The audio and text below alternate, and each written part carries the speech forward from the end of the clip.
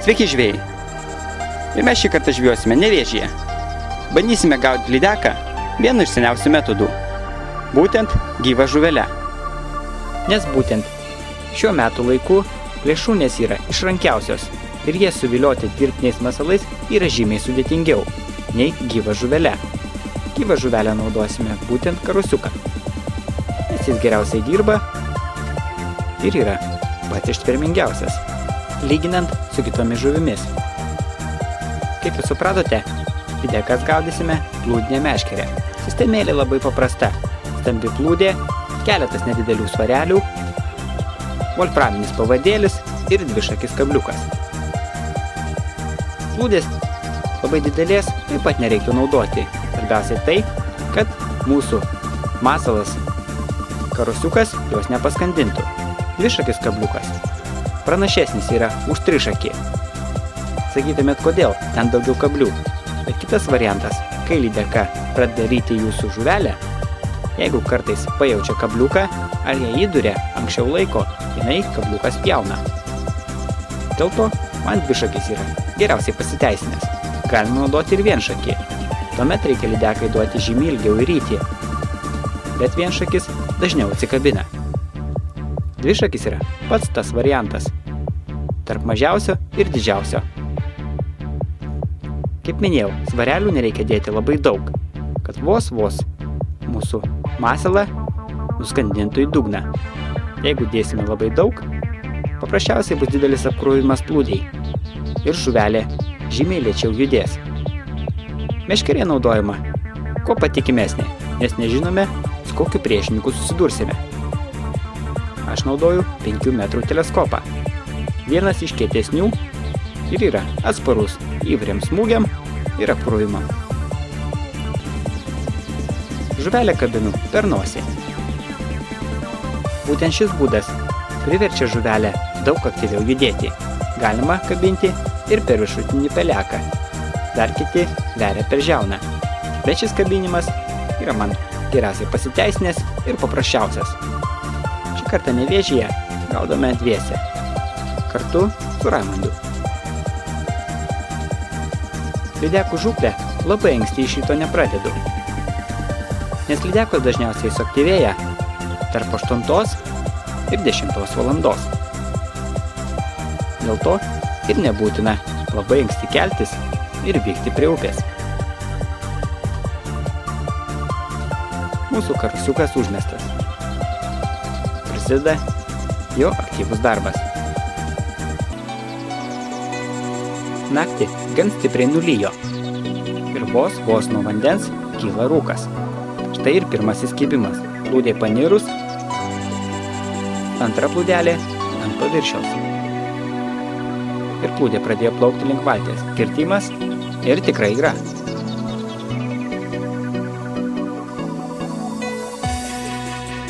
Kaip jinai gražiai vartasi, visai bando nusimušti, pasprukti nuo kabliuko.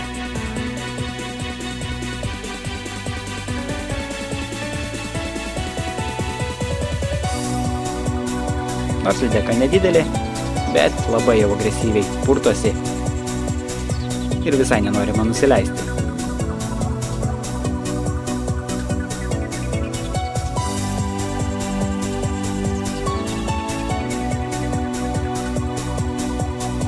Atsargiai atkabinu kabliuką ir žuvis keliauja atgal. Nes esu nusprendęs žuves neimti, gaudyti vien tik savo malonumai. Ir ši lydeka nėra tokia didelė, kad ją būtų galima imti. Raimundas taip pat gyrėsi, kad vieną lydeką jau sugavo.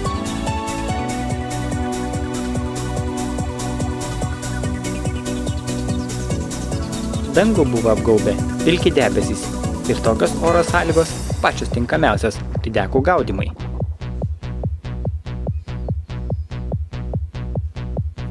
Rytas buvo tikrai gražus.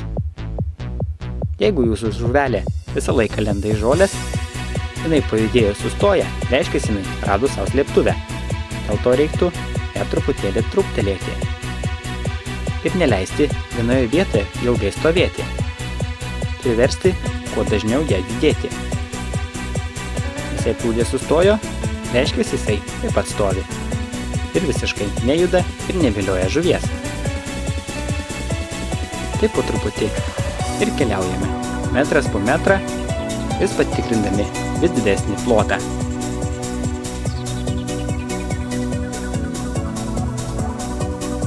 Metame visai šalia žolių. Gylį reiktų stripliuoti tokį, kad žuvelė būtų nuo dugno pasikėlus maždaug 15-20 cm. Galima daryti tokį gylį, kad žuvelė planiruotų per patį gylio vidurį. Toks variantas geriausiai pasiteisina, kada dugne daug žolių, o nevėžyje jų tikrai netrūksta, nes prie pat kranto yra vadinami lapukai, o palei per dugną tokios plonos žolės. Jos užkloja beveik visą dugną. Juose dažniausiai mūsų žuvelė ir pasislėpia. Dėl to reikia reguliuoti gylį tokį, kad žuvelė nepasiektų dugno. Kuo jinai daugiau blaškysis, kuo jinai bandys įlysti į žolės ir judės, tuo labiau ir greičiau suvilios žuvį.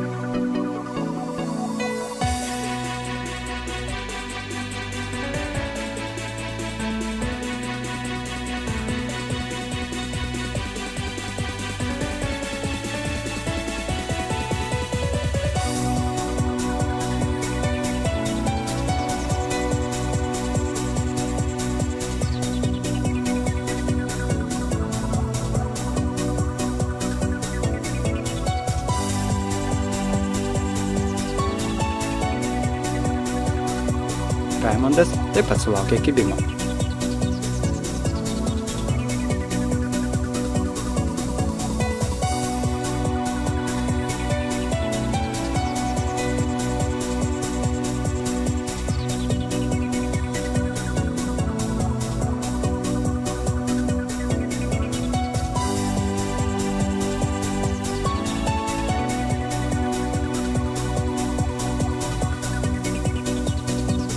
Šiuo metu lydekų geriausiai ieškoti ten, kur gylis nevėžyje truputėlį didesnis, nes seklumose labai daug žolių.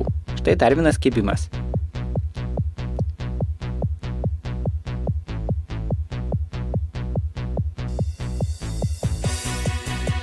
Lydeka visaip spurda, at kaip gražiai plasnoja ir atsikabina. Suspurdėjo ir sugebėjo kabliuko atsikratyti. Aišku, gal buvo klaida ir mano, nes aš jai nedaviau daug įryti. Nes pastebėjau, kad mano plūdė neria tiesiai į žolės. Ir jeigu jinai pajaus, kuomet plūdė atsirems į žolės įtempimą, gali kabliukas pjauti.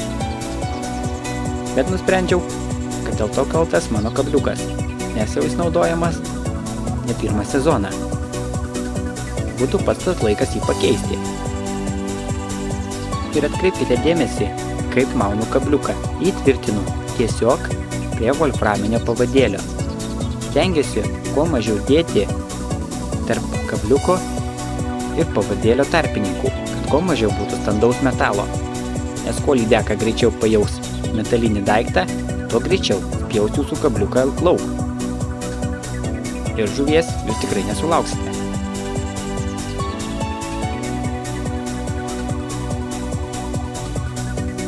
Kabliuką neriu karosiukui per nosį ir vėl jis keliauja atgal. Tik žuvelę nuleidus į vandenį, plūdė dingo.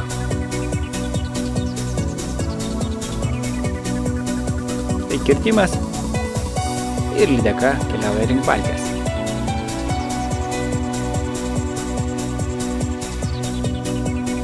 Tokio žuvies pasirodymo net cirke nepamatysi. Įspūdingai tos nedidelis lydekos šokinėja. Visokių numerių atlieka. Dėl to jas ir smagu gaudyti. Atsargiai atkabinu kabliuką, kad žuvies nepažeisčiau ir jį keliaus atgal į vandenį. Manyčiau, kad ir jūs pasieksite šio pavyzdžiu. Ir tokių lydekų nesinešite namo. Tegul jos auga, tegul veisiasi. Kuo mažiau sunaikinsime, tuo patys daugiau turėsime. Valtį po truputėlį neša pasroviui. Srovė Nevėžyje nedidelė. Ir štai kibimas, vėl plūdė dingo. Ir kaip matote, plūdė keliauja link valties. Laukiame, kol lydekas sustos, bet jį pamatė mūsų šešėlius ir mūsų masalas pjovė. Plūdė tiesiog iškilo iš vandens.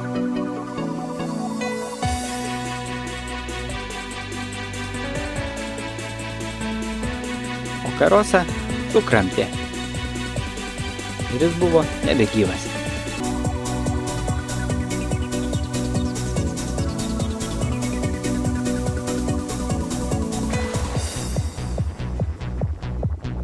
Štai dar vienas kibimas. Plūdė pradėjo plaukti ir staiga paniro. Ir nėrė tiesiai į žolės. Nusprendžiau nelaukti. Kirtimas ir žuvis keliauja. Tiesiai į mano rankas. Bet tai labai nedidelė lydekaitė. Prieš tai tokių kibimų buvo ne vienas. Kuomet plūdė neneria, o tiesiog čiuožia vandens paviršiumi. Iš pradžių sunku suprasti, ar tai kibimas, ar tai karosas išprotėjo. Bet ištraukus, pasirodo, kad karosas apkramtytas. Bet tai greičiausiai tokio dydžio lydekos darbas.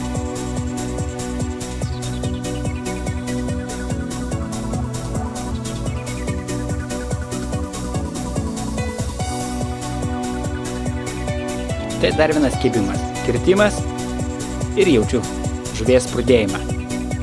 O žuvis tikrai įspūdingai spurda.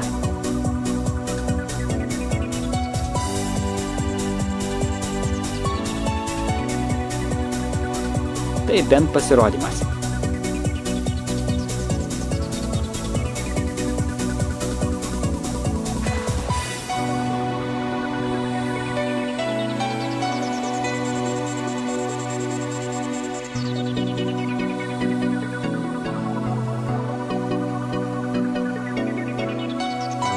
Atsargiai atkabinu kabliuką ir žuvis keliaus atgal.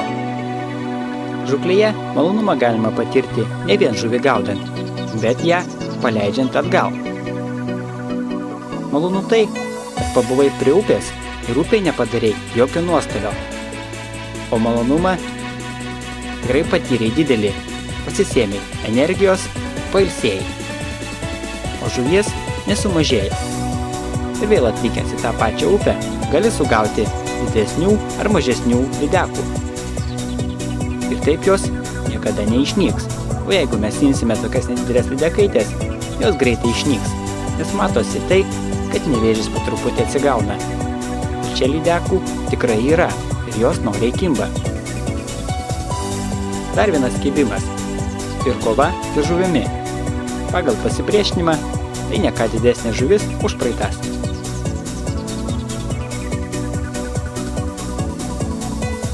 Bet ši lydeka užkibo žymiai toliau nuo kranto, ant didesnio gylio.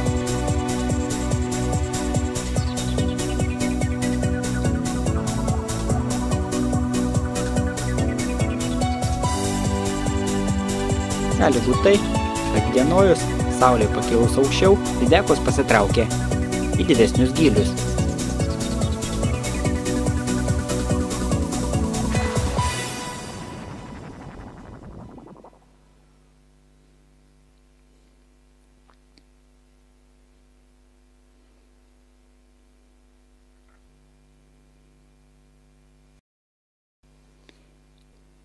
Štai tiek įspūdžių iš žūklės Nevėžio upėje.